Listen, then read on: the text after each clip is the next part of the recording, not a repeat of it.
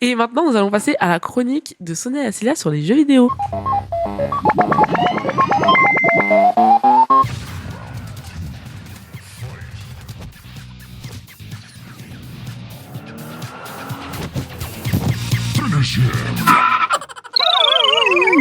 Même joueur joue encore. Bonjour à tous, bonjour à Célia, bonjour Kélia, bonjour Nestaba. Bonjour. Vous allez bien? Ça va et toi? Ça va super, merci. Aujourd'hui on va parler d'un domaine plutôt intéressant, pas forcément pour tout le monde, mais qui fait maintenant partie intégrante de la jeunesse actuelle. On va parler des jeux vidéo et principalement des FPS. Les FPS, ça vous parle les filles? Pas du tout. Non. Je vais d'abord vous expliquer c'est quoi un jeu vidéo. Donc c'est tout simplement une forme de divertissement dans lesquels nous, joueurs, interagissons avec une interface graphique telle qu'un appareil mobile ou bien un ordinateur. Nous, joueurs, avons le contrôle du jeu à l'aide de clavier, souris, manette ou bien écran tactile. Les jeux vidéo peuvent nous offrir différents types de divertissement, comme les jeux de rôle ou bien les jeux de stratégie, mais on va plutôt s'intéresser aux FPS. Donc FPS qui est l'acronyme First Person Shooter, donc en français un jeu de tir à la première personne, c'est-à-dire qu'on aura l'impression d'être le personnage puisque seul le corps apparaîtra à l'écran contrairement à d'autres jeux. De nombreux FPS commencent à se faire connaître, notamment Valorant, un jeu de tir et de précision. Ce jeu commence à se faire connaître grâce à certaines célébrités telles que Billy, un jeune streamer et youtubeur français très apprécié, ou bien Samuel Etienne, un journaliste animateur radio et télé plus connu des anciens, qui s'est récemment lancé sur Twitch. Le top 5 des FPS les plus joués débute en 5e position par Escape from Tarkov. En clair, c'est un jeu de tactique et de survie qui a axé sur le réalisme, qui commence à se faire connaître. En numéro 4, nous avons Rainbow Six Siege, un jeu de tir en équipe axé sur la stratégie. En 3e position, nous avons Call of Duty, un incontournable déjà très connu.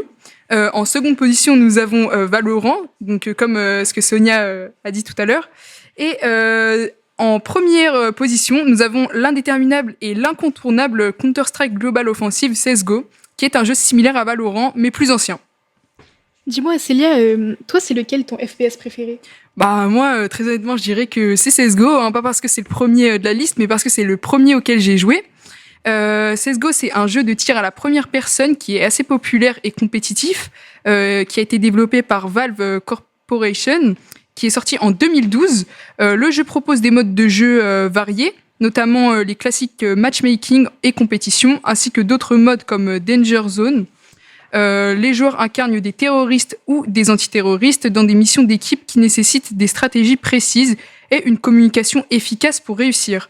Le jeu, il est réputé pour son gameplay exigeant, sa communauté engagée et ses scènes d'e-sport internationales.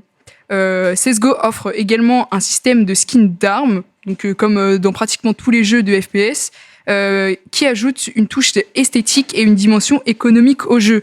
Le jeu propose aussi également un chat vocal comme le 3/4 des jeux FPS, avec une communauté assez spéciale, mais je vais pas plus développer sur le sujet.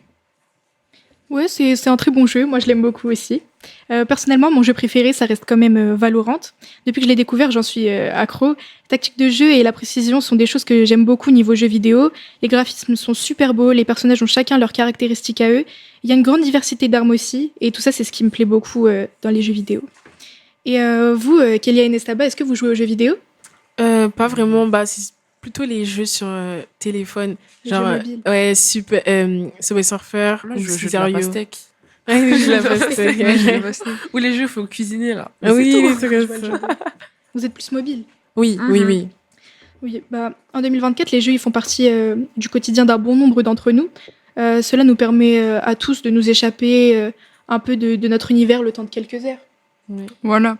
Mais évidemment, faut pas prendre en compte le terme d'échapper de notre univers, parce que en ça, on peut jouer aux jeux vidéo tous les jours, même je sais pas, le soir, le matin, à n'importe quelle heure de la journée. Mais faut pas en abuser. Faut quand même jouer avec modération, parce que faut pas prendre au sérieux le fait de s'échapper de notre réalité, parce qu'il faut prendre conscience quand même que c'est un jeu et que du coup c'est pas quelque chose qui est réel, hein. Évidemment, voilà, on joue pour s'amuser, pour passer du temps, mais faut pas être accro du tout.